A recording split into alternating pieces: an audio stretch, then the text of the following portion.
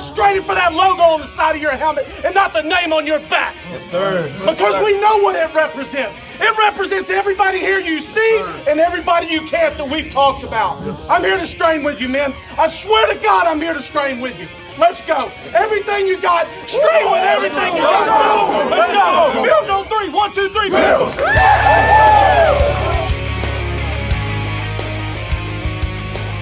You're listening to the Off Tackle with John Fina Show with your host, Joe Miller.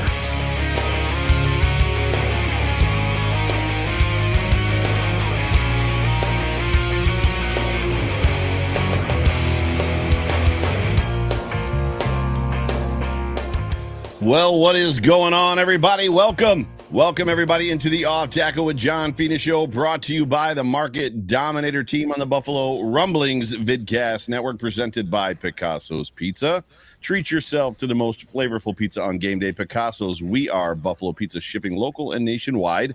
Order online at picassospizza.net. I'm the host of this here wonderful show, the Off Tackle with John Fina Show. My name is Joe Miller. You can find me on Twitter, Joe Miller Wired. Sitting next to me right over there is the star of this show, the inevitable Mr. John Fina himself, who you can find, as you can see, at John Fina. And he's a wonderful... And there it is, the crack of the beer. John, how are you today? How is it? It's better than the alternative crack, right? Yikes. Anyways, moving on from that one. How are you feeling? Are you back? Are you rested? You got to sleep in your own bed last night? I got home today at about 4:30. I literally, first thing I did was watch the football game, took a nap at halftime, watched the second half, ate some dinner. Here we are. How was your day? Did you work today? I did work today all day. Yeah, it was a whirlwind, though. You know, I always plan these trips. Like my last trip to Buffalo, I just overbooked myself. I go from place to place. I just can't get enough, right? So I always think, I'm going to have downtime here, and there's no downtime. And of course, I'm all the better for it. You know, idle hands are the devil's playground. Idle hands. Playground. Speaking of the Devil's Playground, you and I were in Kansas City this weekend for this wonderfully awesome football game. It was one of the best Bills game experiences I've had. It was away or in toto? In general, just in general. Like the group was good. The personalities that were there that were good. I mean, obviously we went as a group of 10, right? So my 4, me, my wife, my 2 girls. Yeah, I'm gonna miss somebody. But and then from there, Jerry O, you, John Spazchek, Joe Marino, Alyssa, and Kristen Kimmick. I didn't miss anybody. And who? The Warlock. Oh yeah, well Warlock, he was yes. LaShawn came and joined us as well. I meant the group, the group chat that we kind of had as far as that goes. It was LaShawn doesn't miss, so LaShawn goes to every game. Kenny was there, so Pinto Ron was like 2 cars. Yeah. The Kansas City Bills backers were next to us. The Springfield 417 Bills backers were next to us. And after a little while, it ended up being that I don't know where everybody came from. There was just a ton of people. Jerry O at one point, he's like, I feel like I'm in one of the exhibits at the zoo. He's like, people are just looking at me going, that's Jerry. Like, yeah, but you're not willing to talk to me. So he's like, dude, at least I'm incognito. They recognize you, but they don't recognize me. And I'm like, I'm gonna fix that. Some of the best. I'm gonna fix that. I tweeted him out like I'm standing there and I was talking to somebody. I was standing over the food table and Jerry's cooking behind me, and I hear a guy go, "You're a big old boy. Did you ever play football?" Like, I did play football. He goes, "Oh yeah, where at?" He goes, "I played at Tulsa and I played for the Bills for 10 years." And people were like coming up to me and like, do you think Jerry O will take a picture with me? I'm like, I turned it into a cottage industry. I was like, $5, I think I can convince him. Yeah, that's funny. A line in my pocket, selling out Jerry O. What's up? Yeah, it was great to see Jerry. You know, we got along smashingly well as teammates, and now that we're both in our 50s, we're kind of salty a little bit, maybe a little crusty around the edges. So he and I watching the game together in a suite with just all Kansas City people, 40-yard line, 50 rows up, just the best place you could watch a game. Catering and booze, and they had queso, which was awesome. You're hysterical. It was so funny because, we got to play it cool when you're in enemy territory, even though between Jerry O and I, we could have thrown a few people down to the sideline. It was fun. Joe Marino was a lot of fun. So he was, and then when LaShawn, it was funny because we're all there, right? So there's a decent group of people there. Kenny, like I said, is there. And then LaShawn shows up, Warlock shows up, and it's like, oh, the most popular person in Bill's Mafia is here right now. Everybody's like, oh, Warlock's here. Yeah. I'll play second fiddle to him. I'm good. For sure. LaShawn's awesome. So yeah, such a good dude and such a generous and giving heart. But it was a wonderful weekend, and we can talk more about that, obviously, as we kind of talk about the game and what kind of when we get into our topics. But ladies and gentlemen, you are tuned into the Off Tackle with John Fina show, brought to you by the Market Dominator team on the Buffalo Rumblings Vidcast Network. It's so good to have you. We are Super Chat Live. Please like and subscribe, whatever platform you're on. But real quick, let's take just a moment and hear from our show's title sponsor, who I believe is in the comment section right now. The man, the myth, the legend, John Spascheck himself, who was at the Kansas City game with us. Yes, he was. Red 19, blue 21, said huh? Oh, hey guys, I'm not Josh. I'm John Spascheck, the Market Dominator, the proud sponsor of the John Fina Show, hosted by the voice, Joe Miller. That's me. And folks, the great thing about why we love our quarterback, not only is he awesome, but here's the reasons why. He's super disciplined, he's an incredible hard worker, he actually is very intelligent, and he has a ton of focus. These are some of the qualities that my good man John Fina used on the field to help the Bills get to Super Bowls so many years ago. But now, in real estate, I'm the guy who helps you win. This is what we do. We educate, we advocate, we negotiate, and we dominate. So if you want to win in this market, you call me 716-570-3298. Go! Let's go, Buffalo! Let's go, Buffalo. That is John Spascheck. Do us a favor if you're in the market to buy or sell a home anywhere, apparently in America, but especially in Western Europe, please give John a call. You can find him at 716-570-3298.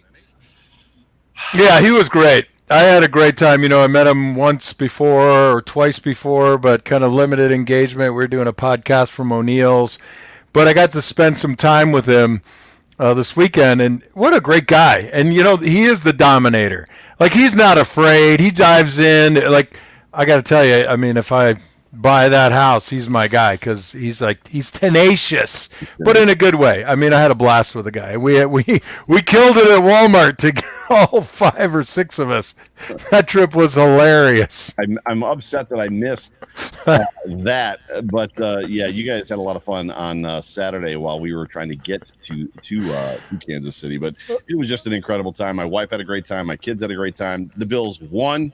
Obviously, which is great. So it's Victory Tuesday. This is a special Victory Tuesday edition of the Off Tackle with John Fina show. So with that, let's get this thing started, and let's start at the beginning, which are thoughts of the game. So what were you? And you can start anywhere you want. You can start at the pregame. You can start right. Or you can start, in the parking lot. You can start on Saturday. However you want to go. Just overall arching thoughts.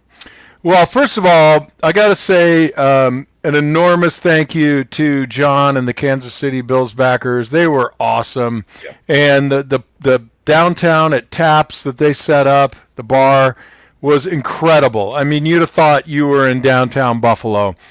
The food was good. The entertainment was incredible. And just the number of Bills fans walking around was awesome. And then, of course, Josh Allen's father and his mother and a buddy, they got up and amped up the crowd and sang Sweet Caroline. It was awesome. I don't know if you saw that on Twitter. It was awesome. He's got some pipes. So it was great. I saw a repost of it. So yeah, it was pretty damn good. Yeah, it was pretty damn solid.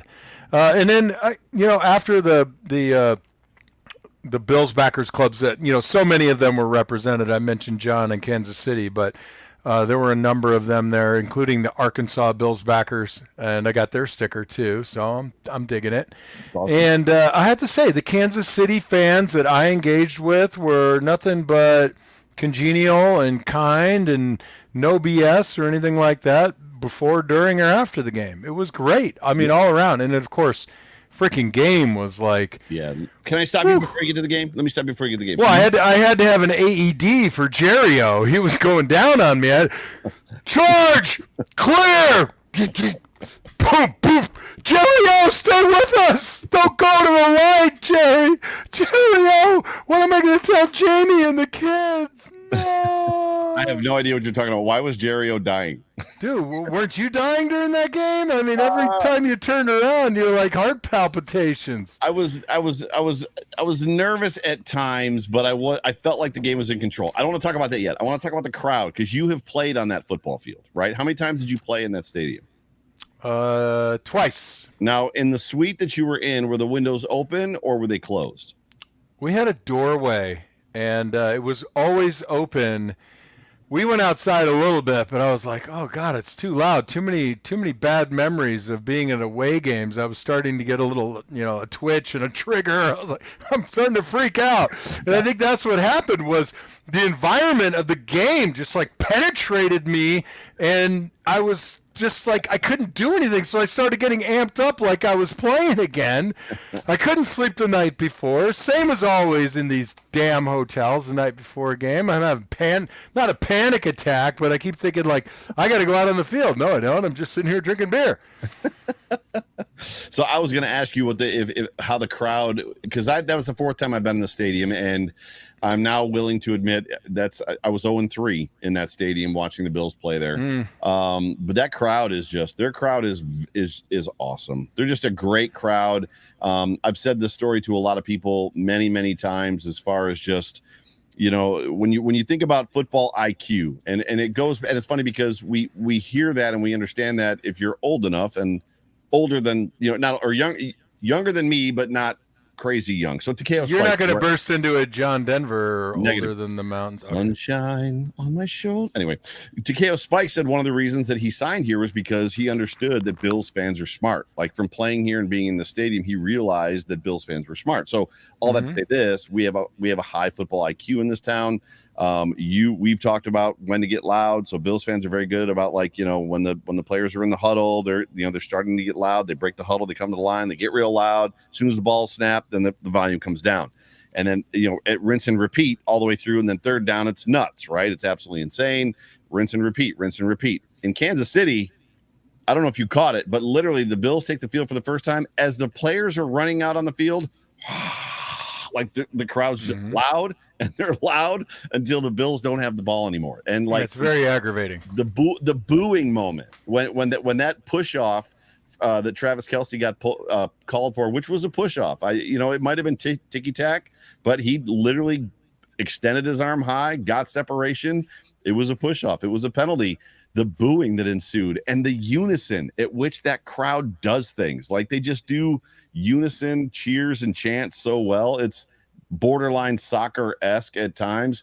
They must get a script when they're walking into the game. Okay, in the first quarter, we'll be using the boot cheer, followed by the tomahawk chop. Then next up is going to be they're pretty fantastic. Not to the disparagement of the Bills Mafia crowd, because you guys are also awesome.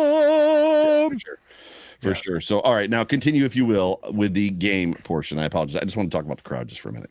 I still got a little locked up and, kind of, a little overwhelmed by what we were talking about. I kind of lost my place. And then the game. I stopped. Yeah, so Jerry-O and I are sitting there like with our freaking giant noses against the glass, right? Sitting in the fishbowl. And, there were times when the Kansas City people, and they were wonderful, and it was a great old friend of mine who afforded us the opportunity to sit with them, and can't thank them enough. And they come by and they were trying to be really nice about it, and kind of just those are like the nice way of giving somebody a dig. But I like you felt like the game was, there weren't panic moments, but when you're a player, you're so amped up that there aren't panic moments, but there are, you're just like this elevated testosterone level, elevated, what's that other thing they give you? Serotonin or adrenaline, right? Yeah. So you're like on this adrenaline feed, And the fans get this way too. I'm not trying to take anything away from the experience of being there, but never having played. And it's exhausting in a way, but it's also like simultaneously invigorating, like you draw on it. And there are moments when you're having success and the crowd is still loud, where you're walking up to the line of scrimmage, you're like, you're loud, but we're kicking your ass. That would have been last year's regular season game. The game, to me, I mean, there was nervous moments. McKenna, at one point, I looked over at her and she was like shivering, and I was like, "Are you cold?" And we were in the shade, which wasn't great. So the visitor side was in the sun for most of the game, and we were much like at the Bills Stadium. It's 60 degrees. The wind's blowing it on the back of my neck. And because we're in the shade, it was a little bit chilly, whereas everybody else was warm and toasty. But I looked at her at one point because McKenna was sitting next to me, and I was like, "Are you cold?" Like, she's shivering. She's like, "I'm nervous." And I was like, okay. That's good training. You got yourself a real Bills fan there. And now she's like, it's like a disease. A little bit. With no cure. You're going to have it for the rest of your life, McKenna. Yeah, a little bit. The way that it opened, obviously, it laid out and played out exactly how we thought. No score in the first quarter, 10-10 at the half. So whoever had zeros for the squares came out, did really, really well for first quarter and halftime. But the game, the whole entire experience was great. To walk out of that building with the W. I know it's funny because it's coming up on Twitter a lot today that this game doesn't matter, just like last year's regular season game didn't matter. It only matters what happens in the playoffs. And as much as that is true, it was still relieving to come out of that stadium again with a win. And it wasn't, how do I say that? It wasn't even the blowout fashion is different, right? When blowouts happen, you're a player, you can speak to this. Normally, we got exploited by something. They found something to get us, and we couldn't overcome. And then the game turns, and by the second half, it's just a different game. We're trying to play catch up. When it's a close, tight game like that, like you're going at it. It's a slugfest, and that's it. It felt a little bit like that to me. You have two of the top 6 teams in the entire league, right? Mm-hmm. You're going into a hostile stadium with great coaching and great players. Blowouts don't really happen that often in those situations. And look, like Mahomes or not, he's kind of got a little bit of a horseshoe up his, I mean, the guy can pull it out. He's impressive to watch. He's fun to watch. Not as good as our guy, but I got to say, like, I live for blowouts because I can't take the stress. Right. But everybody knew going in there it was going to be a hard-fought game, and it delivered everything, right? Mm-hmm. I mean, you had glorious plays from both teams. So, I mean, it was a feast for the eyes and the experience, including run game, ground, through the air, tackles, defensively, sacks. Like, it was great. It had everything. It really did. I'll say, I don't think, I mean, aside from the 2 interceptions the Bills had, I mean, the secondary play on both sides of the ball was not remarkable. But, it was a lot of bend by both teams. Bend, don't break. And we just have a guy who put the ball on 3 receivers in a way that is, I mean, we're talking Van Gogh, we're talking Da Vinci, we're like the precision and the beauty of a couple of those throws. Yeah, I saw someone on Twitter that said, "Oh, Josh can only throw to wide open guys." I'm like, bro, I don't know what game you're watching. The touchdown pass at the end, the throw to Dawson Knox was not a wide open throw. He threw Dawson Knox open in that play. Threw him, and the throw to Gabe Davis. Yeah, that touchdown. The touchdown, yeah, that one happened actually right below me.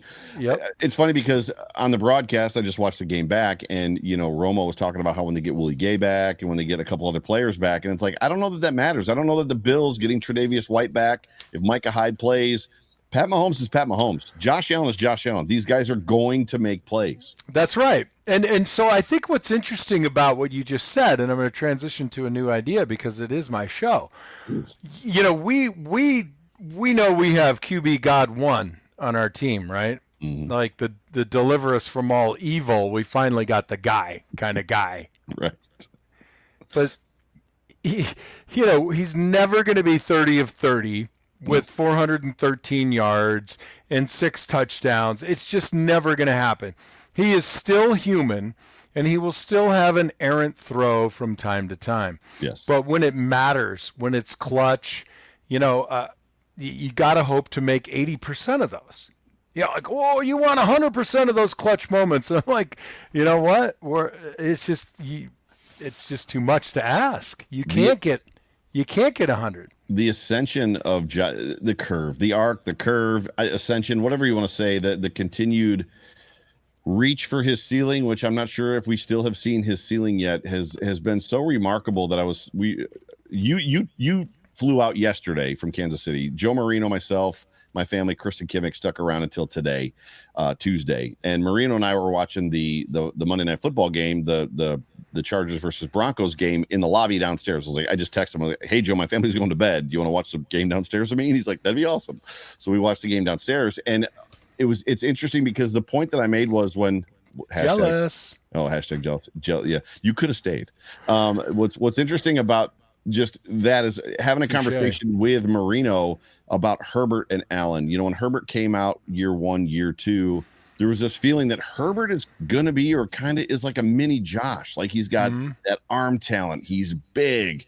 He's a thick dude, and he's ballsy and a gunslinger and will throw the ball into windows. And Josh has just opened the gap. Like, if you're into NASCAR and you watch the guy that's in the lead just open that gap between him and everybody else, that's what Josh has done. They don't even look like a similar player anymore. Herbert looks good. Allen just looks like he's on a different level. Yeah. To be fair, I'll say that Josh is a feeder. He loved it. I talked to his father at the bar, and you just know the guy's a feeder. He feeds off of everybody on that team. He is pulling energy from everybody, and I don't think it's a burden, but he is carrying the weight, like, give me more, build on me. And it seems, I'm not in the locker room, but it seems that it's sequential.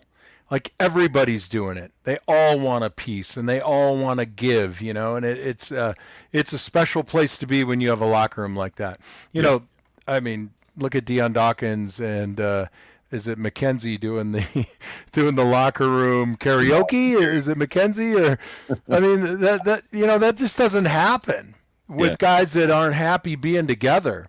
Yeah. And that's the kind of thing that's going to get you through those dark moments in a game. And I'm not going to say every game, but probably 75% of the games that you play, there's doubt creeps, man. Yeah. And if you have a will of all the guys, that's how you overcome it. It's when doubt starts creeping in. It's when fear starts creeping in and things start to fall off, like scales of a fish start falling off, or whatever analogy you want to use, and the armor's down, the protection's down, and then the finger pointing starts happening. Right. And you just don't see that with this team. You don't. Even and with the losses, right? Like there was no outcry of anger against the defense from last year. I think among the players, they keep it tight and they keep it respectful, and I think they regard each other as great professionals, and that makes a difference on the field. When I look at the guy next to me and say, man, I need to be more like that son of a bitch. Right. Right. And if you got 10 other guys on your offense that you want to be more like, and they're pointing the finger at you saying, I want to be more like you, you got a good thing going. We have a good thing going. There's a lot about this team, whether it's the culture or even the depth. When Spencer Brown went out injured, the Chiefs fan that was sitting next to me was like, well, that's going to be good for us. And I was like, actually, David Quessenberry, who was the starting right tackle for the Titans last year, is our backup. I was like, shit. Yeah. And by my measure, David had one poor play. Yeah. But look, it's one thing to be standing on the sideline and hear that crowd noise, and it's another thing to get your ass hauled into action at a moment's notice. All of a sudden, the noise is in your head, and that makes a difference. I mean, you just can't explain when it's 3rd and long and you're in your 2-point stance and you're trying to look at the ball out of one eyeball and look at the ginormous, menacing, frightening defensive end who's literally salivating at 3rd and long at home with 300 decibel levels, knowing full well that he's going to get a quarter of a step or a half a step on you, especially now that we do this signaling thing and there's no more count. I mean, that, like, to me, like, that brings back some heart palpitations. That is, holy cow. I mean, that's a hard deal. I explained it, but the lived experience of being at an away stadium that's loud on 3rd and 10 in a close game is about as shitty as it gets. Let's transition into the good. So with that, why don't we hear from John in regards to our one of our other sponsors, House Capital. Do you have a read? Are you ready to read for me? Oh, I am ready. Drum roll, please. When you're looking for to buy a house, everybody's got a guy. That's not working. Hey, you might need some work done on your roof. Your buddy's got a guy. Need an inspection? Well, hell, I know somebody. Doesn't everybody? And when you're looking to get your financing together, there is no other guy than Brian Belser from House Capital. They help make the mortgage process simple, hassle-free, and understandable. At House Capital, their preferred relationships with some of the top lenders gives you the edge up in getting the financing that you need. Take it to the house with House Capital. Brian Belser, House Capital. I tell you, it's another one of those things between buying a house, financing a house. You just want people to take the stress, take the process away from you, yes, and don't bring the problems to you, you know? Yeah, when we talk about, so rolling into the good, right? So the things in this game that were good. First of all, I need to let the audience who is live with us on the chat and loves the position breakdowns and the offensive line breakdowns. We are having some issues with copyright infringement as it pertains to NFL film. So we're trying to work through a way. We keep getting flagged, and for lack of a better term, go ahead. You know what we should do is just tell, like I give the plays and then have the people who are listening at home or watching at home cue it up on their DVR, because everybody in this chat right here is like, don't delete, never delete in 2095, right? When I'm been dead for 10 years. So we're trying to work it out. We're working with Buffalo Rumblings, SB Nation, to figure out a way for us to continue using footage. It might go back to me hand recording with my phone over my computer, which isn't great. The quality's not great, but we're trying to work through it. So there won't be any film breakdown this week. And we got 2 weeks to figure that out. But good-wise, I want to start with this. Good-wise, I want to ask you a question.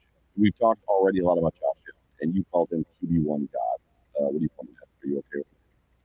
You're having an audio issue. It's coming across like, I don't know what, Ukrainian. Every week this happens where you... That's better. There you go. Every week this is exactly what happens. And then the people in the comment section are like, your audio's fine, Joe. I think it's your internet connection. I think you get more... Internet? What's the internet? Yeah, exactly, Al Gore. I think you get jitter or something or whatever. Anyways, regardless. So you've already talked about Josh Allen. We've talked a little bit about that. And what I want to know from you as a player, Josh Allen and Patrick Mahomes are similar in ways, but they're different as well. Josh Allen has a rifle of an arm. He's not as much of a touch thrower. He can do the off-platform, alternate angle, move the pocket stuff, but he's far more of an aggressive runner than Pat Mahomes is. He's obviously bigger than Pat Mahomes. Mahomes is very much a touch guy. He's a creator, right? He's a creator in the pocket, where Josh Allen is probably, I think what has helped Josh Allen propel his game is structure, learning to play from structure, which Pat can do, but he's also a creator. When you see these two, just from a good standpoint, similarities, differences, like what is the big things that stick out to you? Yeah, I think the most important thing is the buy-in aspect of it, right? I mean, they're both enormously skilled and they're incredibly resourceful when things go bad. And whether, one guy scrambles aggressively or the other one, does a little bit more creation waiting for his guys to get open, I would argue that Mahomes is a little slipperier, yeah, more slippery than Josh. But Josh will, rather than try to be slippery, he'll just try to run you over which I don't want to happen to me. So it's the buy-in with these two guys, which was similar to when we had Flutie, right? The play is never over. Right. He's not going to start heading to the sideline with 15 yards to go and just run out of bounds. He's still thinking, still looking. Right. So I think it's the buy-in, it's the play is never over kind of thing, and that's really translational across the front five as well as the other five. Yeah. You know, everybody is looking to make something from nothing. Yeah. And I think that's an inspirational quality, right? And everybody knows on both of those teams, like, you know, I don't want to be caught on film thinking the play is over when it's not. That happened to Von Miller this weekend. He made a tackle. He tackled Pat Mahomes at the one, like on a 1 or 2 yard gain that he kind of gave up on and was like, oh, he's still running around, and had to chase him down. I saw that. But hey, going to the good, right? We talked about Josh. Yeah. And those guys, there's similarities. I mean, we could go all day long and talk about where they differ, where they're similar, and how great they are. I mean, it's undeniable. But what I would say, you know, for us, bringing it back home to our people here, is you cannot imagine just the amount of respect I have for Matt Milano. He made plays. He made about 3 plays in that game that were just stunning. Mm-hmm. That were game-changing plays that kept the Bills in the game. He was outflanked by Clyde Edwards-Helaire, I thought for sure, and he accelerated and he made that tackle for a no gain or 1 yard gain. It was astounding. He was outflanked. Edwards-Helaire had position on him, and you know, it's hard to look past that guy as like, wow, how is he not getting more attention? I mean, just a terrific player. I think our wide receivers overall were quite good. We had, I think, 1 or 2 drops that were kind of head scratchers. Even Diggs went alligator arms on us on one, I think. Right. That was Jerry O. I didn't say that, Stefon. It was Jerry O. He was sitting right next to me. Don't point at me. Point in the other direction. Jerry's not here. The other thing I have to say is the offensive line played pretty freaking well. I mean, Devin Singletary's numbers were great. Yeah. I mean, they were great. He didn't eclipse 100 yards, but if you add his receiving yardage to his running yardage, I think he was about 130, somewhere around there. I actually don't know. It was pretty damn good. I was pleased with what I saw. I mean, it's hard to like look at this and say, well, you know, could have done better here because, I saw a lot of talk like, well, why can't we cover Kelsey? And I'm like, hey, you know what? There's like 30 other teams that have a hard time with that too. You know, this is what they do. Yeah. And it's a little bit like you gotta just be in for the pain. Right. Because there's no getting out without pain. There isn't. So he had 107, I believe, is the yards that he had, all-purpose yards, which is still great. Yes, I think 70 plus running the ball, and another. I think he had 4 receptions for 40 or 38. So for me, there was a lot of good in this game. The pressures that got home, Von Miller was above and beyond amazingly wild good. Everything that I was going to get to Von. You stole my thunder, but take it. Take the thunder. The reason you pay him the ungodly contract that even I had a negative reaction to when I filmed myself live watching it on NFL Network when they announced it. That's why you pay him the money, to get home twice, to cause him to get off of his spot on the last. And what's awesome about what you said about Milano is Von goes inside on the last play. Mahomes goes to his right, and he has to double clutch because Milano's right there. Like Milano's there, and then Taron Johnson comes off of his guy. He reads it and reacts and is like, oh, I know right where this ball's going. And then he comes up. So those 3 guys made that play, which was awesome. So just the defense and how they were working as a cohesion to me was very good. Travis Kelce, I don't know what you do about that guy, to your point. Like I'm sitting in the stands and I'm in the first row of the upper deck on about the 18-yard line. And I hear the crowd around me as I'm watching the play develop when the Chiefs are on the field.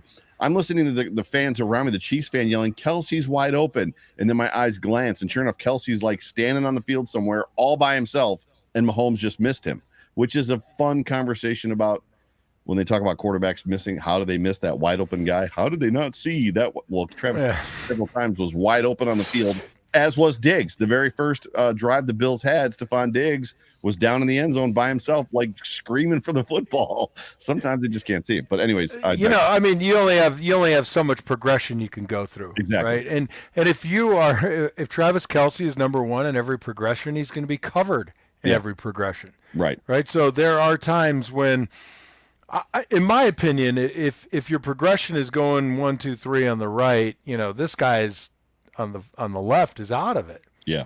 And then it's when the play gets extended and your eyes go to that guy and you're like, oh, he's wide open. But that's, like you go from 1, 2, 3, survival mode, freak out mode, running for my life mode. And, of course, easy to go, oh, that guy's open. What the hell? Throw it to that guy. Throw it to that guy. How'd you miss that guy? Yeah, how'd you miss him? Except for like the 6'5" thundering 9 guys in front of you, terrorizing you, looking to break your ribs and concuss your brain. Well, that was a slight to the people a couple of years ago that used to comment on Josh Allen missing a guy. Like, how did he not see X player wide open? You just don't. And all the great ones miss wide open guys. It just happens. So the pass rush I thought was fantastic. That was exactly what you signed up for, and why you signed Daquan Jones, why you signed Tim Settle, why you bring back Jordan Phillips, why you bring back Shaq Lawson. All of these guys made plays. And Von Miller, obviously. Matt Milano had himself a game. Tremaine Edmonds had himself a game. The defensive backfield was good. The defense, I mean, they held that team to 20 points, which they did. The number one scoring offense in the league. They played very well. They held them down. And obviously, we didn't score as many points either, but it is what it is. I thought Devin Singletary, to your point, had a great game. He had some really great rushes. And then for me, the big thing was the one thing that we could not do 2 years ago, which was run the clock out. So when we got the ball back at 5 minutes, we did it against the Ravens, and we've done it now against the Chiefs. You get the ball back at 5:26 or 5:23, whatever it was, and it was before where we just didn't have whatever the game script was to drag that clock out to get it down to almost nothing. They did it against the Ravens. They did it in this game. They gave the Chiefs back with 1:03 left. And then on Diggs looks at Von Miller as the defense is taking the field, and he says, "Finish it." Yeah, well, I'll put this on that, and I agree with your assessment. But, I guess is I want more of our front four to get free. I don't want it to just be Von, I gotta see more from Groot and Epinesa. They got to get there. They got to get home. I was in particular a play with AJ where, and this is an offensive lineman's dream. Okay. And I would tell him, if he was on this podcast right now, I'd tell him to his face, if you're committed to the upfield shoulder on a rush, you got to finish the move. And Vaughn does this. So he's like, I'm sold on this move. I'm bought in, and I'm going to finish. And I saw on 2 occasions where Epinesa, he feels like I'm not going to get there, and he pumps the brakes, and then it's just an offensive lineman's dream. You can see my hands, right, Joe? Right, yeah. And I'm just going to grab, and I'm going to squeeze, and I'm going to pull you in like that, and you're done. But the reason that it's important, especially against a guy like Pat Mahomes, is you keep pressing if that's your move, if you chose the upfield shoulder, finish the move. Because at the end of it, if the ball doesn't come out on time, the tackle is not in a great position to deal with you with a mobile quarterback kind of sliding around in the pocket. And you can get home in those instances. But I promise you, as a defensive end, if you don't have a plan and you don't execute the plan, you're not going to get home. Right. So that's my 2 cents for my last worth. Good was, it was good to see Dawson Knox get a touchdown and actually have some receptions. I said to Sterling Furrow, who did the overreaction show for me on Sunday night, which was awesome. Thank you again, Sterling Furrow, for that. Thank you, Sterling. which allowed me to actually get through a game and not have to take notes. I didn't chart plays, which was, I looked at McKenna and I was like, it's really amazing to sit here and watch a Bills game and not chart plays. Awesome. You do that too? I do that too. So yeah, it's just one of those things because I got to have it for the show, right? So as much as I was excited to see him score that touchdown, I've wildly been wondering where the heck he has been this year. And I know that he's going through a lot. And this isn't necessarily me a slight on Dawson. It's just more of I don't know if they're scheming him different. I guess believe that they're trying to keep him in to block. Maybe he's coming in for protections. I know you're probably going to talk about him a little bit on the needs work, which we'll segue to right now. But it was great, as people in the comment section have already said, it was great to see him get a touchdown and the game-winning touchdown at that. And it was, just with everything that's going on in his life and his family's life, it was just great to see him contribute. Yeah. Well, I know it's kind of late in the game, but yeah, look, I will agree with you in part. I think it's other than Stefon Diggs, the distribution of the ball, is a jump ball every week, right? We want Diggs to get 8 catches a game minimum. That usually means the Bills win. And then the distribution usually goes between 4 and 6 to 2 guys, and then 3 and 4 to the next 2 guys. And I'm okay with that. And I think it's cyclical. Yeah. I mean, Stefon's your number one guy, and that's just the way it's going to look. And yeah, I guess like you set me up to not take a shot at Dawson, even though I sent you pictures. And I don't know, what's up? Can I not do it now? I mean, you can do it with pictures. I mean, I didn't. No, I'm saying he is going through a lot, right? I mean, losing a family member is pretty rough, but if anybody wants to go back, I'll cue you up right now. First play of the fourth quarter. I can possibly pull them up. Third and 1. Don't bother. Let's do this. Don't bother. No, because the play that you want to talk about, I watched again. It popped like I watched it today. But do me a favor and do the Q42 read real quick, and I'll see if I can get some of these pictures up for. Are you talking about Iman and Q42? I am indeed. Is that what you're talking about? That's who. Hey, that poor guy is still recovering from the weekend. I mean, he couldn't even write copy. I mean, this guy writes copy for a living. Funny. But because he couldn't get to it, because he's a busy man and he's a huge Bills fan, he's just telling you to head on over to Q42barbecue.com. That's QUE42BBQ.com. Get your all-natural, made-in Buffalo barbecue sauces and rubs. I use them. They're delicious. I'll be using them tonight. Roman's birthday is tomorrow, and I'm barbecuing right after this podcast. Nice. We're having lamb, Joe. Yes. Beth makes lamb. I'm going to have a lamb off with Beth. Punch in that coupon code, all caps, Fina Show, to save 15% on your order. Go to Q42barbecue.com, Q42bbq.com. Awesome. While I'm doing this, you get to talk about your needs work while I'm working out on how to, before we get to So, I mean, we talked about it last week. Everybody wants to diagnose what's wrong with the running game from, the philosophy standpoint to, do we have the right guys on the offensive line? Do we have the right running backs, or because their skill sets are somewhat different, are we not running the right play with the right guy? What's happening? Mm-hmm. And, I had a conversation with Marino about this, and he disagreed with me, so I had to kill him. He disagreed with you? Is that what you said? He didn't disagree. He actually added a layer, which was nice. An incorrect layer. No, I'm just kidding. Incorrect layer. So, last week I told you I had that epiphany. I shared that we don't block well from a bunch set on the running game. Right. And I think because of where our guys came from, number 1 and 2, although Zach Moss was down this game, they do much better with a cleaner view in front of them. Right. And it was funny because during the game, I'm sitting next to Jerry-O. That's one word, by the way, Jerry-O. Jerry-O. And is that British? Jerry-O.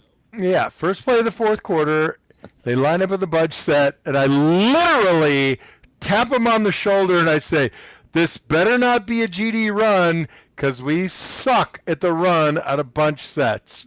Set hook, handoff, DED, dead. DED, dead. Minus 2.25 yards. And he looked at me and he's like, you're an asshole. And I was like, what else is new? Like, who doesn't know that? All right, let me see if I can pull these up. Jay Spence is awesome at this. I am not so much awesome. So here we go. Bang. So this is what we're looking at right now. So this is the formation, right? Yeah, I think I had one play one picture back, but basically this is 3rd and 1. I've got all 4. I've got all All right. So if you're with us now, if you're looking, the right tackle's got the guy on his outside, the right guard is the guy on his outside. The center and the left guard are going to combination block to the linebacker on the right, who's like above Josh Allen. On the back side, the linebacker walks up. I didn't check and see who it was, but basically Dawson Knox has to work a combination block between the defensive end with his hand on his ground and the guy that's standing up. Yeah, so there's the 3 guys right here on what would be the viewer's left, and then there's the dude behind him, and then the dude to the left. And then I think that's Khalil Shakir. It is Shakir, yep. In the slot. Yep. So he's going to block man on, and then Gabe Davis basically has a stalk. He decides who is the most dangerous between the two on the snap of the ball between the corner and the safety who's at 10 yards, right? Right. So the way I coach this, Sal Capaccio, if you're listening, you ought to be, is for Knox, first of all, you got to know, you can't rely, especially in a hostile environment, that the tackle is going to make some sort of a call.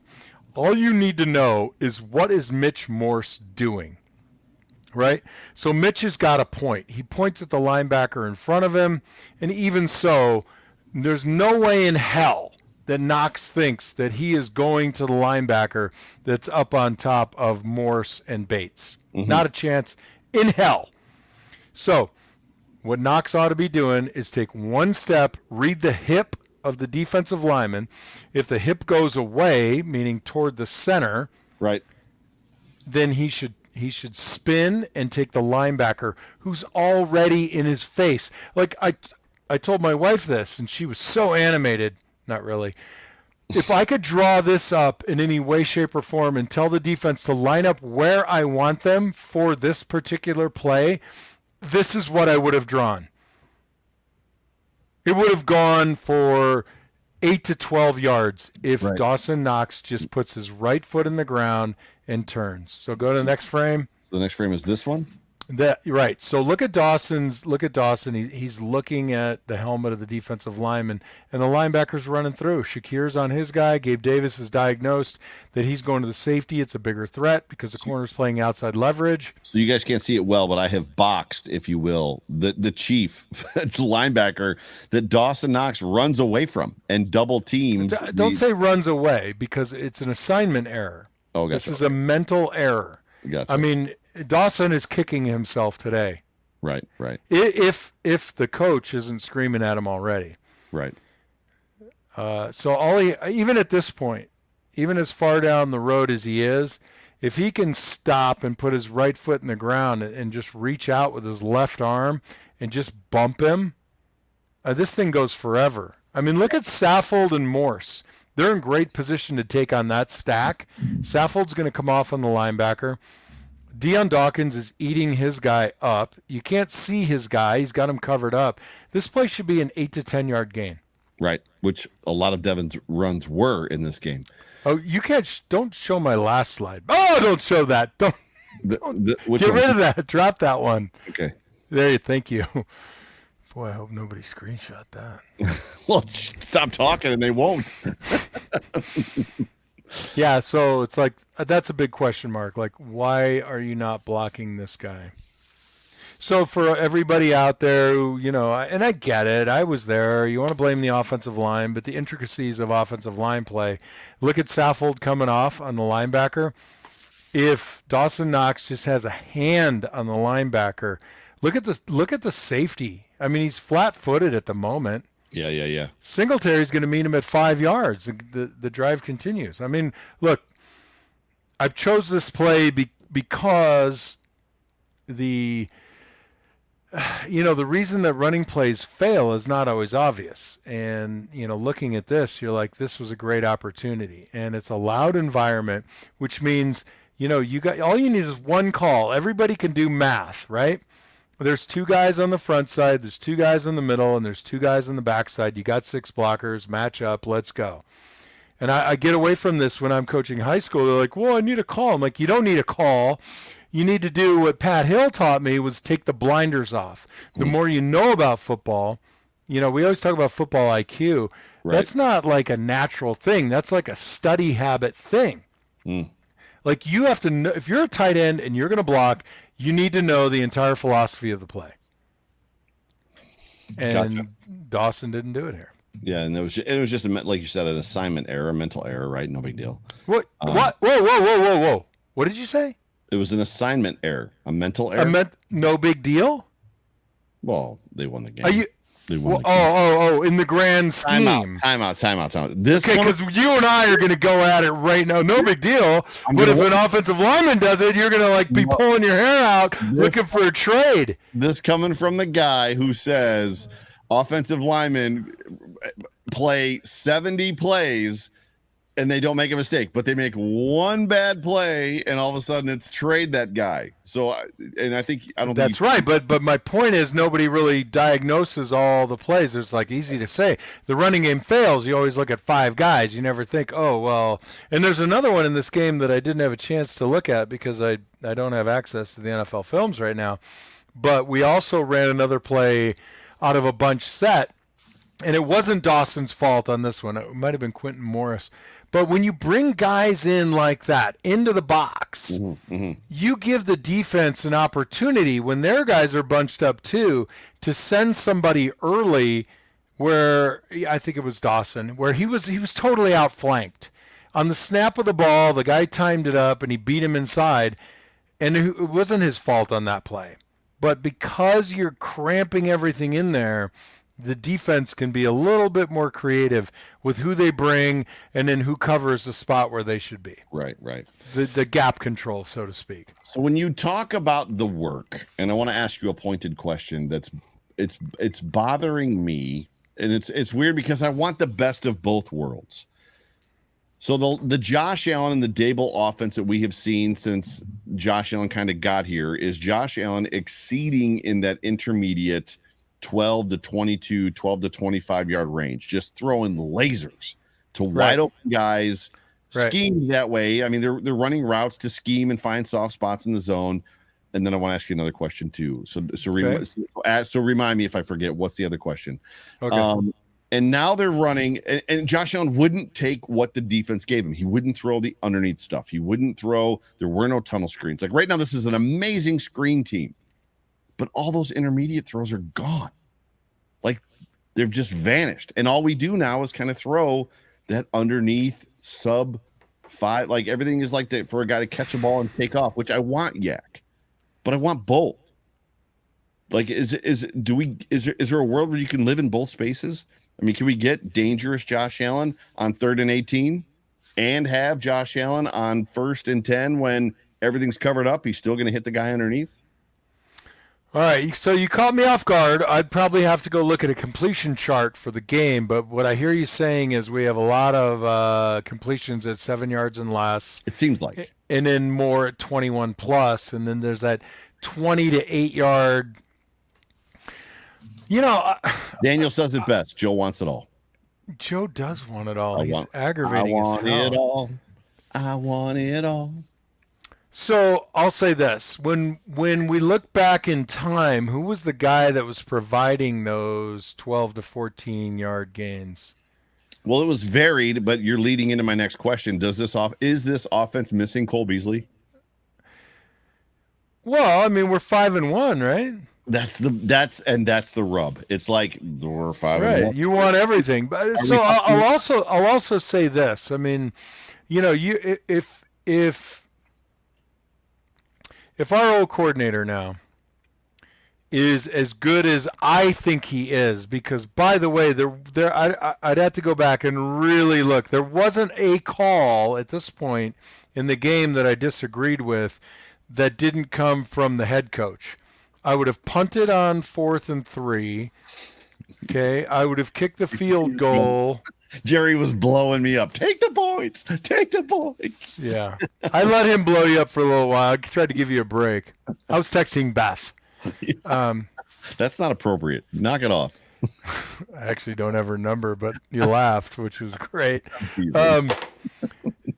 So I think that Ken Dorsey is smart enough to look at the qualities of the defenses he's playing. And until people are, I don't know, until they're willing to give us a 6-man rush, we're not going to see some of those bends at 8 yards that turn into, 26-yard plays. And until we think that they don't have the linebackers who can drop into the intermediate zone, we might not see it either. And again, it's like you want it all, right? We're 5-1. I mean, okay, so the Miami game, kind of an outlier. I don't know what to tell you, Joe. Well, so I guess I would ask the question this way. So a couple things. So you were going to ask another question. I wanted to remind you, and that's my way of getting you off this topic. It was Beasley. So and Pamela says Davis has stepped up. We don't need Beasley. That's not true. This offense looks wildly different. We're 5-1. Are we 5-1 because the offense is going crazy without Beasley, or are we 5-1 because the defense is way better? Because it's a combination. I mean, we're definitely better defensively. I mean, we're providing some run stopping that puts our linebackers in a better position to play the air attack. 100%. And Pamela did just say, did you bring it up? She we don't need Beasley because we're okay in the slot. But, have to... Are we? McKenzie dropped a whole lot of passes. Yeah, I didn't want to mention it because I like him a lot. So we don't... Here's what I'll say to that. You have to... I mean, I focused on Beasley a lot because I loved him on Twitter. I loved his disruptive nature on Twitter. I loved his take on all of it. I loved his take on all of the COVID stuff, not because I agree with everything he said, but because I believe in inquiry. I believe in pressing, right? So anyway, what Cole did when he would find a spot to sit down and then move was unimaginably hard to defend. I mean, he and Josh really had some sort of unspoken communication. He'd sit down, you'd look like he's covered, and he makes a quick move, and Josh threads that ball right into the right spot, throwing to this side rather than this side when Cole is going over there. So I think there's a miss there, but I don't think that it can't be developed. You'll never make somebody Cole Beasley, but you can work, and I've witnessed this. Jim Kelly working with Andre Reed. We run a play in practice, and then those two would have a little confab, while the rest of us were, doing our thing. And you notice they're like, okay, this is what we're going to do. And then that's what those meetings are about. So I think that will come. Well, we've seen Allen and Diggs have those meetings. Like Allen and Diggs have, and now Allen is doing. I know, but Diggs isn't your slot guy, right? So we're talking about that. But he's been playing the slot a lot. So I love that. I love that about this offense. I love that Diggs is now moving around. I think Dable should have done that more. Totally agree. It's just it's weird because I don't want to sound like the guy that does quote unquote want it all.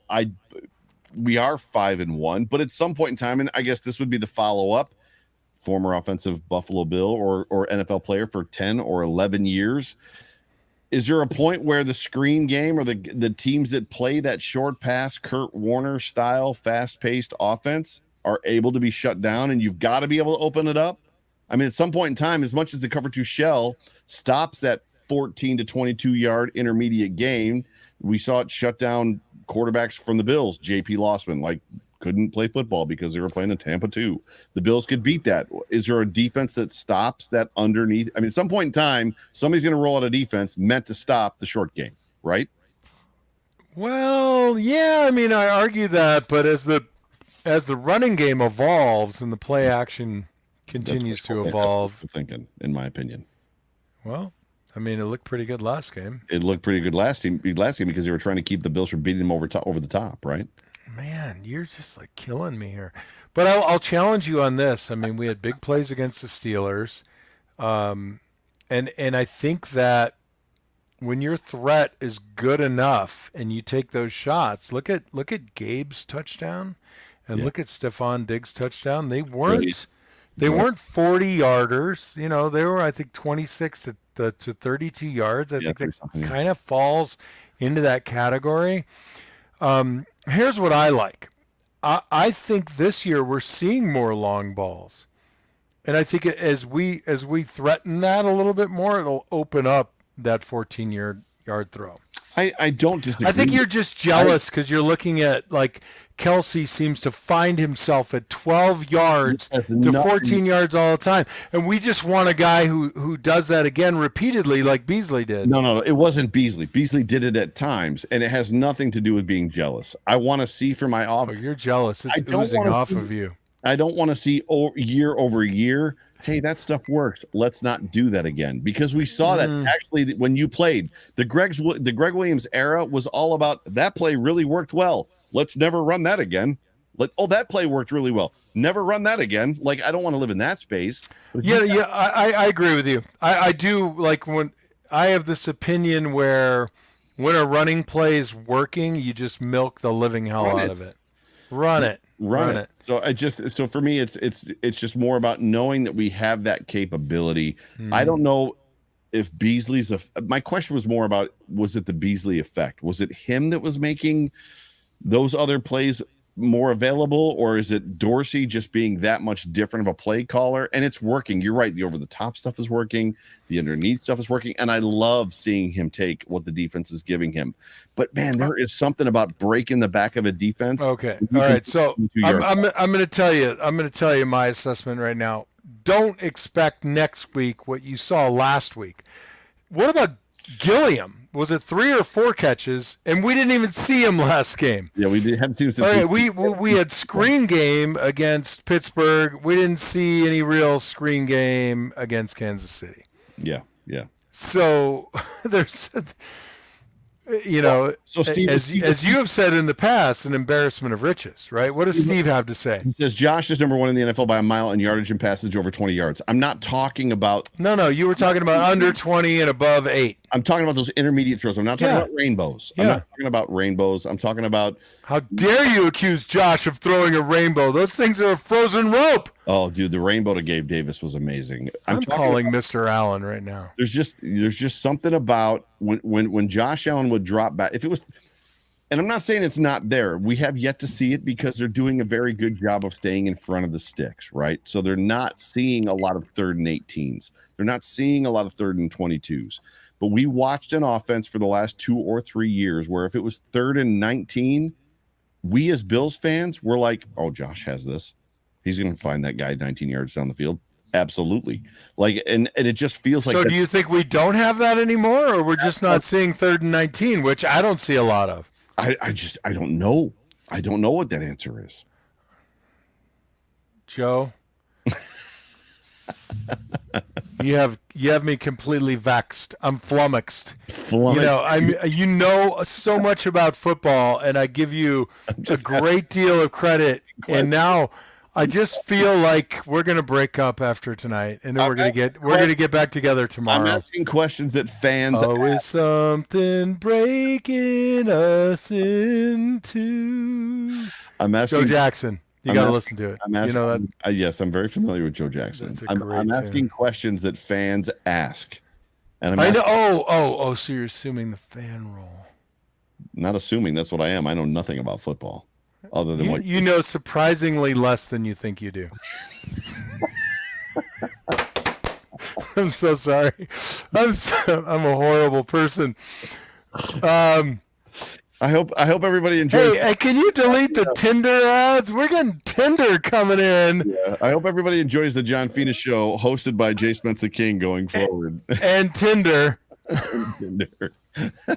Somebody delete the Tinder.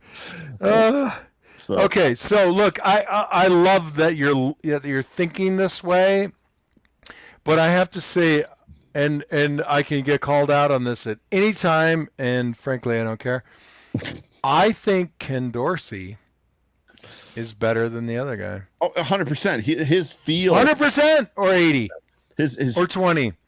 Well, he's running the Dable offense, right? But he's added his nuances. But his feel for the game. Yes, that's what it is. I like when I said earlier that there aren't many plays that I disagree with him calling situationally. that is like I had head scratchers when Dable would call plays. 100%. Second and 11. You're running the football with Zach Moss. What are you doing? You had him inactive. Well, it's not that he's running it; it's the type of run. But even still, and the player, and I don't mean this year. Last year, you've got him inactive the week before. This week, it's second and 11 or second and 9, and you're running Zach Moss. What are we doing right now? This is bad, and you're running him straight into the back of the offensive guard, off into the right guard. Yeah, it's just, that's a whole different conversation for another day. This was a great show, dude. So, do you think so? I think so. I thought it was a great show. I mean, we talked about buying a house, we talked about getting a mortgage, and we talked about delicious barbecue sauces and rubs. Beyond that, I don't know what the hell we accomplished. I don't know, but there's a whole bunch of people watching this show live right now, and people. How many people came up to you this weekend and said, "I love your show. I love your podcast"? You know what they said? They said, "I love Joe. Who are you?" So I'll say this: I don't want to run from the bunch set. Okay, I don't want to see it anymore, unless it's 1st and 10. Okay, 3rd and 1. Keep that shit away from me. Okay, flat out. Number 2, if you're gonna block on a running play, I don't care if you're. I'm not gonna use the expression that I texted you. I don't care if you're a receiver or a tight end. Know the goddamn play. Oh, be able to family show. Sorry. Know the play. Be able, you're not that far away. You can see Mitch Morse. He's going to make a call. He's going to point. All you have to do is count. He points at him. That's 1. That's 2. That's 3. That's 4. I have 4. Block number 4. I have 3. Block number 3. That's how this works. Yeah. Cut it out. We're at the point now where we can't have a play like that again. We don't have to have that play. I coach high school kids, and I say, look, you're not allowed to have a mental error. You can actually play a game without a mental error. That doesn't mean you won't get your ass whipped, but you don't have to have a mental error. Okay? All right? You good with that? So the other thing that I'll say is, and I just thought about it, I'm like, don't think you know what we're going to look like this week because of what we saw last week. I agree. Between the amount of Gilliam we saw in this game and none in the last game, between the amount of screen game, between the amount of sideline threat that we had in this game to the middle of the field threat this last game against the Steelers, I think really Ken Dorsey and his team are working with the players and trying to figure out exactly where to attack, and it's working. We're 5-1. I love it. Can you read that comment from a listener? I don't think he's a listener, and he doesn't use capitals like I use capitals. It should be capital F, capital U, capital Joe F. Miller has a comment, and he says, #FiredUpFina. I got to tell you, we're breaking up. We're breaking up.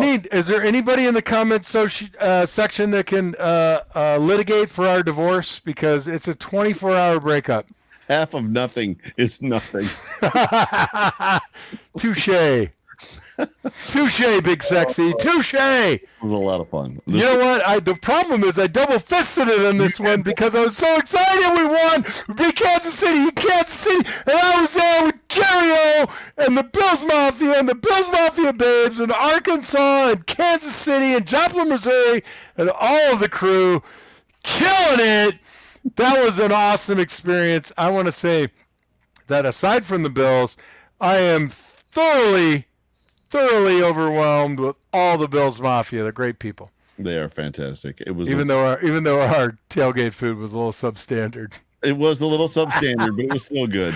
We survived. We survived. It was still good. Ladies and gentlemen, you've been tuned into the Off Tackle with John Fina show, brought to you by the Market Dominator team on the Buffalo Rumblings Vidcast Network, presented by Picasso's Pizza. My name is Joe Miller. You can find me on Twitter at Joe Miller Wired. That guy right there, John Fina, as always, at John Fina. John, final thoughts, final words for the people in the. Yes, I'd like to make an announcement. Joe and I are already getting back together. The breakup lasted 30 seconds. But more important than that, I am this close to confirming a very, very exciting special guest next week for the bye week.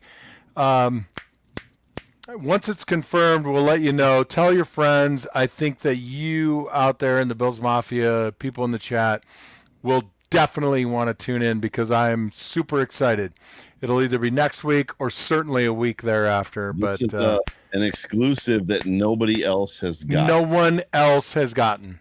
Yeah, it's when you sent me I got the chills, they're multiplying. Those are my last thoughts, Joe. What do you got?